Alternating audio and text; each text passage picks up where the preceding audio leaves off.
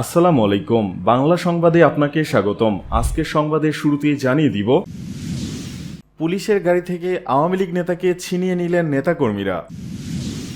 টুঙ্গিপাড়ায় পুলিশের ওপর হামলা, নিরাপত্তা দিতে সারা রাত সাজোয়া যান নিয়ে থানার সামনে সেনাবাহিনী। নির্বাচনের তারিখ ঘোষণায় গড়িমসি করা কোনো স্বাভাবিক বিষয় নয়, অভিযোগ রুহুল কবির রিজভীর। দেশ হাসিনা মুক্ত হলেও গণতন্ত্র ফেরেনি, মন্তব্য মির্জা ফখরুলের। হাসনাত আবদুল্লাহর অনুরোধে হাসপাতালে ফিরে গেলেন আহতরা। খালেদা জিয়াকে পাকিস্তানের প্রধানমন্ত্রীর চিঠি। পুলিশের গাড়ি থেকে আওয়ামী লীগ নেতাকে ছিনিয়ে নিলেন নেতাকর্মীরা। জয় বাংলা স্লোগান দিয়ে পুলিশের গাড়ি থেকে পাবনার সুজানগর উপজেলা আওয়ামী লীগের সভাপতি আব্দুল ওহাবকে ছিনিয়ে নিয়েছেন নেতাকর্মীরা। এ ঘটনায় ৮ জন পুলিশ সদস্য আহত হয়েছেন। রোববার বিকেলে সুজানগর পৌর এলাকার মথুরাপুর হাই স্কুলের সামনে এই ঘটনা ঘটে। আব্দুল ওহাব সুজানগর উপজেলার সাবেক চেয়ারম্যান এবং সাবেক পৌর মেয়র। তিনি গত জুলাই আগস্টে বৈষম্য বিরোধী ছাত্র আন্দোলনে শিক্ষার্থীদের ওপর হামলার ঘটনায় দায়েরকৃত মামলার পলাতক আসামি। স্থানীয় ও পুলিশ জানায়, বিকেলে ওহাব বাড়ির কাছে মসজিদের নামাজ শেষে বের হলে সুজানগর থানার পুলিশের একটি দল তাকে গ্রেপ্তার করে গাড়িতে উঠায়। এ সময় গাড়িটি ঘিরে ধরেন বেশ কয়েকজন। তারা পুলিশকে তাকে ছেড়ে দিতে বলেন, কিন্তু তাতে পুলিশ রাজি না হলে আরও মানুষ জড়ো হয়ে জয় বাংলা স্লোগান দিয়ে তাকে গাড়ি থেকে জোর করে ছিনিয়ে নেয়। এ সময় ধস্তাধস্তিতে টিমে অংশ নেওয়া ৮ জন পুলিশ সদস্য আহত হন। বিষয়টি নিশ্চিত করে পাবনা পুলিশ সুপার মোর্তজা আলী খান বলেন, ওহাব বৈষম্য বিরোধী ছাত্র আন্দোলনে হামলার মামলার এজাহারভুক্ত আসামি। গোপন সংবাদের ভিত্তিতে অভিযান চালিয়ে তাকে মথুরাপুর স্কুল থেকে গ্রেপ্তার করা হয়, কিন্তু পুলিশের গাড়ি থেকে ছিনিয়ে নেওয়া হয়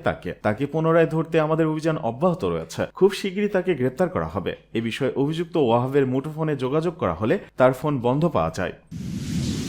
এদিকে টুঙ্গিপাড়ায় পুলিশের উপর হামলা, নিরাপত্তা দিতে সারা রাত সাজোয়া যান নিয়ে থানার সামনে সেনাবাহিনী। গোপালগঞ্জের টুঙ্গিপাড়ায় পুলিশের উপর হামলার ঘটনায় নিরাপত্তা দিতে সাজোয়া যান নিয়ে সারা রাত থানা ঘিরে রেখেছে সেনাবাহিনী। সোমবার সকাল 7টায় এই রিপোর্ট লেখা পর্যন্ত এখনও থানার সামনে অবস্থান করছে সেনাবাহিনী। হামলায় টুঙ্গিপাড়া থানার ওসি সহ 5 পুলিশ সদস্য আহত হওয়ার খবর পাওয়া গেছে। হামলাকারী সবাই স্থানীয় আওয়ামী লীগ সমর্থক বলে জানা গেছে। এর আগে রোববার সন্ধ্যা 7টার দিকে উপজেলার বঙ্গবন্ধু সমাধির পাশে খান সাহেব শেখ মোশাররফ হোসেন স্কুল অ্যান্ড কলেজের সামনে এই হামলার ঘটনা ঘটে। জানা গেছে, সন্ধ্যায় খান সাহেব শেখ মোশাররফ হোসেন স্কুল কলেজের সামনে আওয়ামী লীগের ডাকা কর্মসূচির লিফলেট বিতরণ করছিলেন স্থানীয় আওয়ামী লীগ ও ছাত্রলীগের নেতাকর্মীরা। খবর পেয়ে পুলিশ ঘটনাস্থলে পৌঁছে লিফলেট বিতরণ করা বন্ধ করতে গেলে পুলিশের সঙ্গে বাগবিতণ্ডা বাধে তাদের। পুলিশের কাজে বাধা দেওয়ার অভিযোগে স্থানীয় মুদি দোকানি সাফাত হোসেনকে আটক করে নিয়ে যাচ্ছিল পুলিশ। এ সময় মসজিদের মাইকে ঘোষণা দিয়ে পুলিশের গাড়ি আটকে ভাঙচুর ও কয়েকজন পুলিশ সদস্যকে অবরুদ্ধ করে হামলা চালান স্থানীয় আওয়ামী লীগের সমর্থকরা। থানার ওসি সহ পুলিশ সদস্যরা ঘটনাস্থলে এলে তারাও তোপের মুখে পড়েন। পরে ঘটনাস্থলে উপজেলা নির্বাহী কর্মকর্তা পৌঁছে পরিস্থিতি নিয়ন্ত্রণে আনেন। এ সময় একজনকে আটক করে পুলিশ। বর্তমানে ওই এলাকায় থমথমে পরিস্থিতি বিরাজ করছে। নির্বাচনের তারিখ ঘোষণায় গড়িমসি করা কোনো স্বাভাবিক বিষয় নয়, অভিযোগ রুহুল কবির রিজভীর। অবাধ ও সুষ্ঠু নির্বাচনের তারিখ ঘোষণা করতে গড়িমসি করা কোনো স্বাভাবিক বিষয় নয় বলে মন্তব্য করেছেন বিএনপির সিনিয়র যুগ্ম মহাসচিব রুহুল কবির রিজভী। রোববার অমর 21 বইমেলা, জিয়া স্মৃতি পাঠাগার ও জিয়া পরিষদের বইমেলা স্টল উদ্বোধনকালে তিনি এ মন্তব্য করেন। অন্তর্বর্তীকালীন সরকারের উদ্দেশ্যে রুহুল কবির রিজভী বলেন, সংস্কার হলো চলমান প্রক্রিয়া। এই সংস্কারের জন্য সবকিছু আটকে রাখা এটা জনগণের কাছে কখনোই গ্রহণযোগ্য হবে না। প্রয়োজনীয় সংস্কারের কথা তো আমরা সবাই বলেছি, কিন্তু সংস্কারের কথা আপনারা বারবার উচ্চারণ করে গণতন্ত্রের পথকে আটকে রাখবেন, এটা মানুষ স্বাভাবিকভাবে গ্রহণ করবে না। একটি অবাধ সুষ্ঠু নির্বাচনের তারিখ ঘোষণা করতে এই যে গড়িমসি করা, আমার কাছে মনে হয় এটাও কোনো স্বাভাবিক বিষয় নয়। জনগণকে অবশ্যই জানাতে হবে নির্বাচন কবে। তিনি বলেন, আজকে আমরা যতটুকু স্বস্তির নিঃশ্বাস নিতে পারছি, যতটুকুই আলো বাতাস পাচ্ছি, এটির পরিধি আরো বিস্তার করতে হবে। সামনে আমাদের যে কাজগুলো বাকি রয়েছে সেগুলোকে নিশ্চিত করতে হবে। আমরা গণতন্ত্রের পথে হাঁটার পরিবেশ পেয়েছি, কিন্তু পরিপূর্ণ গণতন্ত্র আমরা এখনো পাইনি। মানুষ তার মালিকানা এখনো ফিরে পায়নি। অর্থাৎ জনগণ যে তার সরকার গঠন করবে, তার যে ক্ষমতা, সেই ক্ষমতা এখনো নিশ্চিত হয়নি। অবাধ ও সুষ্ঠু নির্বাচন যেদিন নিশ্চিত হবে, সেই দিন গণতন্ত্রের সবচেয়ে বড় উপাদান নিশ্চিত করা যাবে এবং জনগণ তার মালিকানা ফেরত পেয়ে গণতন্ত্রের পূর্ণ বিকাশের পথে এই জাতি হাঁটতে পারবে। দেশ হাসিনা মুক্ত হলেও গণতন্ত্র ফেরেনি, মন্তব্য মির্জা ফখরুলের।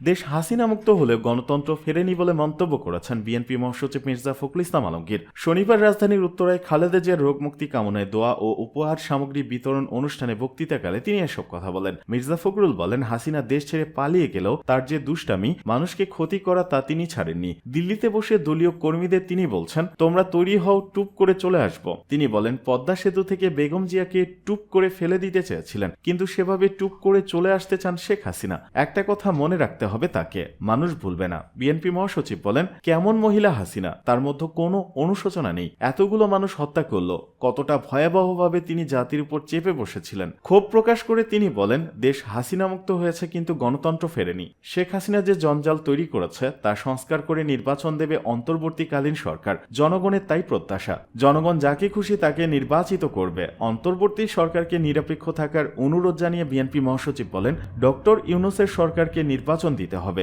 যেন জনগণ তার অধিকার ফিরে পেতে পারে। নির্বাচন হতে হবে নিরপেক্ষ সরকারের অধীন। সরকার নিরপেক্ষ থাকবে বলেই প্রত্যাশা করি।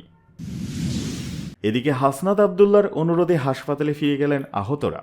জুলাই আগস্টের বৈষম্য বিরোধী আন্দোলনে আহতরা প্রধান উপদেষ্টার বাসভবন যমুনার সামনে থেকে হাসপাতালে ফিরে গেছেন। বৈষম্য বিরোধী ছাত্র আন্দোলনের আহ্বায়ক হাসনাত আবদুল্লাহর অনুরোধে রোববার দিবাগত রাত 1:45 যমুনার প্রধান ফটক ছাড়তে দেখা যায় আহতদের। তার আগে বৈষম্য বিরোধী আন্দোলনে আহতরা 7টি দাবি জানান। হাসনাত আবদুল্লাহ মনোযোগ দিয়ে তাদের কথা শোনেন। তিনি আহতদের দাবির সঙ্গে একাত্মতা প্রকাশ করেন, পাশাপাশি প্রতিটি দাবির বিষয়ে বিশ্লেষণ করেন। কোন দাবিটি কোন পর্যায়ে রয়েছে, সেটা কিভাবে আদায় করা যায়, সেগুলোর নিজ বক্তব্যে তুলে ধরেন হাসনাত আবদুল্লাহ। তিনি চলতি সপ্তাহের মধ্যে আহতদের সুচিকিৎসা সহ পুনর্বাসনের বিষয়ে সচিবালয়ে যাবেন বলে জানান। তার সঙ্গে আহত 3 জনকে নিয়ে যাবেন বলেও জানান। এছাড়া সোমবার সন্ধ্যায় হাসপাতালে গিয়ে সেই 3 জন প্রতিনিধি চূড়ান্ত করা হবে বলেও জানান তিনি। এর আগে রোববার দিবাগত রাত 12টার দিকে পুলিশের ব্যারিকেড ভেঙে যমুনার সামনে অবস্থান নেন আহতরা। এর কয়েক মিনিট পরই তাদের সঙ্গে কথা বলতে সেখানে উপস্থিত হন বৈষম্য বিরোধী ছাত্র আন্দোলনের আহ্বায়ক হাসনাত আবদুল্লাহ।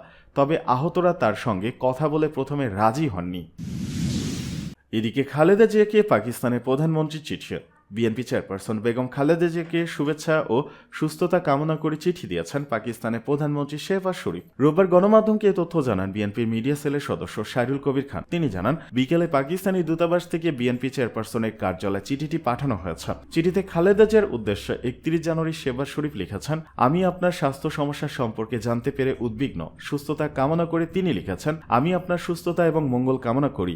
সর্বশক্তিমান আল্লাহ আপনাকে সব অসুস্থতা থেকে রক্ষা করুন এবং সুস্বাস্থ্য দান করুন। পাকিস্তান বিএনপির চেয়ারপারসন তার পরিবার এবং দলের সমর্থকদের সঙ্গে আছে বলেও আশ্বস্ত করেন শেহবাজ শরীফ। চিঠিতে খালেদা জিয়ার রাজনৈতিক এবং বর্ণাঢ্য জীবনের উল্লেখ করে পাকিস্তানের প্রধানমন্ত্রী আরও লিখেছেন, আপনি বাংলাদেশের রাজনৈতিক দৃশ্যে একটি বিশাল ব্যক্তিত্ব। জনসেবার প্রতি আপনার অবিচল প্রতিশ্রুতি অনেকের জন্য অনুপ্রেরণা হয়ে রয়েছে।